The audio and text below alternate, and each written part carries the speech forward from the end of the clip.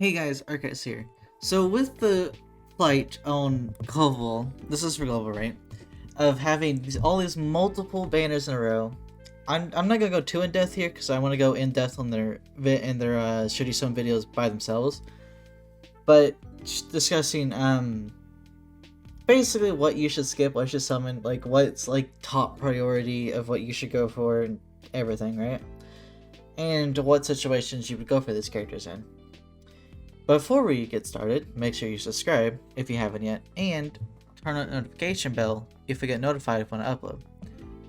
Now we're gonna start first with we'll start first with Zeldris and Chandler. Oh, I almost exited OBS again. So Zeldris and Chandler, right? They're the next Holy Warfest banner coming to global, and they're both really good. Chandler and Zeldris are both extremely good. Zeldris is not good for DPS, he's good as a support character, right? And he's really good as a back unit. So, he's really good back unit, he really works with debuffs and everything. He helps boost Assault Mode, he helps boost a KO team, he helps boost multiple different teams. There's all different things he boosts from the back end, right? The Green Eastern team, he helps boost, King team, he helps boost. He just helps boost all these multiple different teams that work and revolve around debuffs.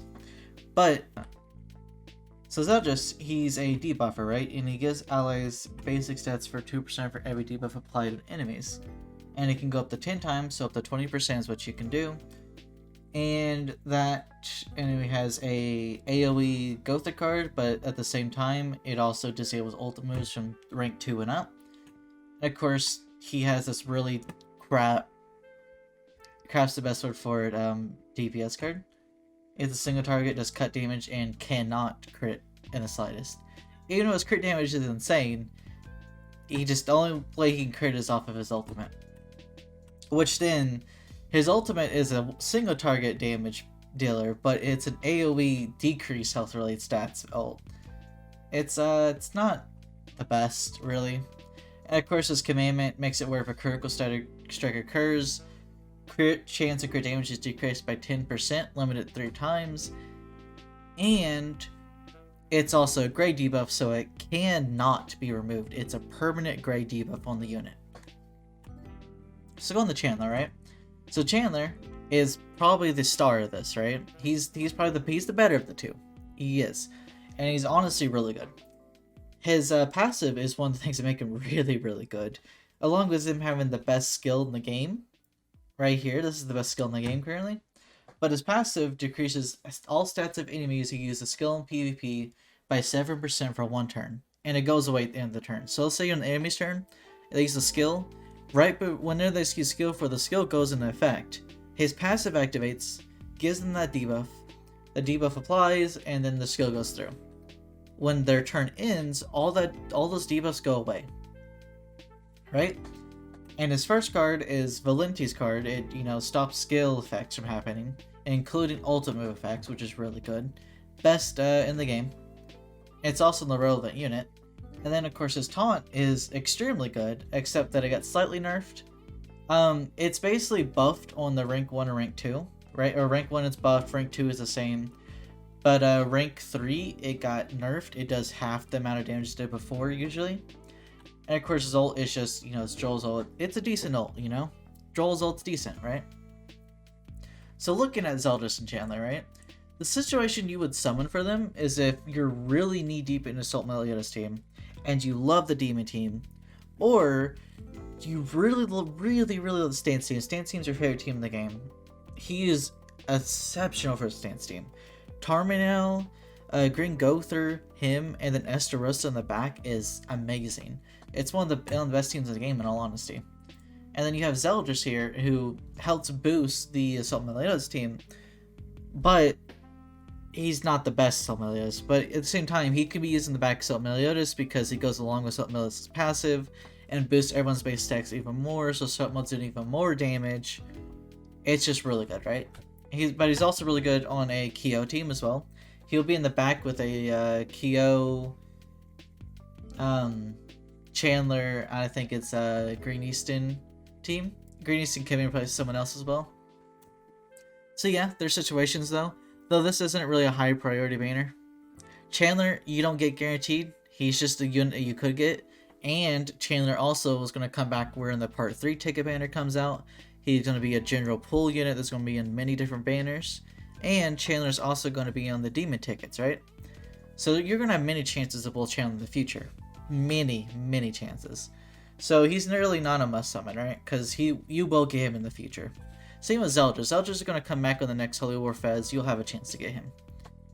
So, Holy War Festival, by the way, out of the way. The next banner that we know about the units for is the Rezero banner. Honestly, the Rezero banner has more value than the Zeldris banner, specifically for the units themselves, not the banner itself. Because the banner is absolute garbage. Like with the Zeldris banner has decent units on it and a decent pull. But the Rezero banner is just the 7 Deadly Sins. It's absolute garbage. It's just pure garbage when it comes to value. But the units, the 3 of the 4 units are insanely good. Amelia, I would say, is the best of all of them. And then Rim's the second best, with the Ram being third. And then we don't talk about this little person here. This unit's trash. Right? So, Amelia, she's a freeze unit, right? Yeah, so Amelia, she's a freeze unit, and she freezes from rank 1. She's Jericho's freeze, but instead of rank 2 and up she freezes from rank 1, and instead does the damage on rank 2 and 3 when it comes to the extra damage with the freeze. So it's a much better freeze card because it freezes from rank 1. Her second card is a AoE Gother card. Really, really good card. We all know it. It's one of the best, decreasing alt gauge moves in the game. And then she has the literal best ultimate, one of the best ultimates in the game when it comes to ultimates, because a secret technique, it's AoE, and with the more cards you have, the more damage she does, but she does insane amounts of damage, especially if you're freezing and then use the ult. Oh my god. If you have the extra card to do it, that is. But she requires a high amount of ult level if you want to go for like ult rush, because as you know with Meliodas, you need a higher amount of ult level to make him do insane amounts of damage without having to have multiple upon multiple cards. And then we go into her passive. Her passive, it's really, really good, right? So if an enemy attacks you twice with the same unit in one turn, that unit gets frozen and every single ally gets all the debuffs removed. It's really, really good, and it will catch people off guard, especially since Merlin, Sariel cannot use 2 of the same skills in a turn against her, which is really, really nice, especially with their AoEs and stuff. So yeah, she's really, really good. And of course, she also is in one of the counters for Rim as well, because one of Rim's cards is an AoE card, right? And what Rim does, she's a Amplify unit. And her first card is a single target Amplify. Her second one is she decreases ultimate move damage by a certain amount. And it's AoE, really, really good, right? And her ult is an AoE Shatter, and if you know from King, Blue King and Green King, right? Shatter does insane amounts of damage if you have the unit with the right stats. And because she's a new unit with all the updated stats and everything that we have currently on like the Blue King from back then, she does insane amounts of damage with it, especially tied with her ultimate. And her ultimate, what it does is whenever she uses a skill or moves a skill to rank up a skill, and she gains ultimate move gauge from it. She increases her attack related stats by 5% for 3 turns, maximum of 5 times. And if there are 5 or more ult gauge orbs, she recovers 30% of max HP. She is insanely good. She hits insanely hard, and she's a really, really good unit, right? I think honestly these two are tied for first for me, but I think Amelia takes over it and everything, right? Let's go to Ram. Ram is the free unit you'll be getting, right? She is the free unit, and she is an amazing free unit. Number 1, her first card is the Goddess List Stun card, right? So that's already right off the bat really, really good. Her second card is an AoE Rupture card. It's like Luduciel's Rupture card and everything, right? So against Goddess Liz, it destroys the shield. And her ultimate is a AoE, and it decreases attack-related stats by 30% for 3 turns, right? And then her passive is what makes her one of the better units, right? Is that she increases unknown allies' basic stats by 20%. And right now, the one of the absolute best units in the game currently, and the one that's dominating PvP, is Merlin. Now, she boosts Merlin and makes Merlin even stronger. And oh boy, Merlin does damage with those increased basic stats. It's amazing, right? Yeah, no, she's just really good. Like, and she's a back unit, of course, right? So you won't see her out often, especially using these cards. But still, though, that passive is amazing. And she's getting for free, which is really, really good. And then you have the most disappointing unit of all. The one that looked like it could be one of the best units out there before we knew exactly what that happened in the game, because of what she could do for Lolly Merlin. But it turned out that a level 3 card of this level 3 400% attack was doing less than 10,000 damage a lot of the time. She's garbage, honestly.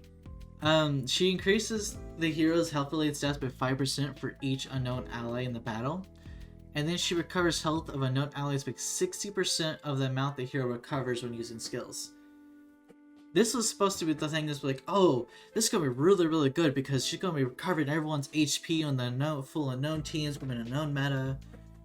And like, she had this lifesteal 100% of the damage she deals. She's going to be doing a lot of damage, lifesteal all of it, recovering health for allies. Turned out, she just can't do damage, right? So she's garbage. Everything she's meant to do, she can't do just because she's supposed to do damage to do it, but she can't do the damage, right? I mean, her ult's decent, but at the same time, it doesn't hit that hard. She's just not a good unit. She's really, really bad. One of the worst SRs we had in a long time, in all honesty. But yeah, Rezero has a lot more value than Zeldris. If you're going to choose one between Zeldris or Rezero to summon on, Rezero's probably your better of it. Unless you're just not into Unknown, and you're just like a full Assault Mode user, then I can see why you would choose Zeldris over Assault Mode. I mean, Zeldris over Rezero. But at the same time, we don't know the value of the Stranger Things units. Because we don't know what they're doing. We all we know is we saw their ults, and we won't know anything else until this Sunday, right? Whenever they release the patch notes and tell us what they do. Not Sunday, Monday. They release patch notes on Monday and tell us what they do. But anyways, guys, that's it. That's all this video is discussing, you know, with how many banners we have. Discussing if you're free to play, if you had to pick and choose what you should probably be going more towards, right? Another thing to note, I forgot to state, is that Rezero is never coming back. Currently, it's to our knowledge. So Rezero has a lot of value and they're just not coming back. They're not. And all honesty, they're just not coming back. So that's something to keep in mind when you're choosing what banner to summon on. But yeah, thank you guys for watching. I'll see you guys next video. Bye bye!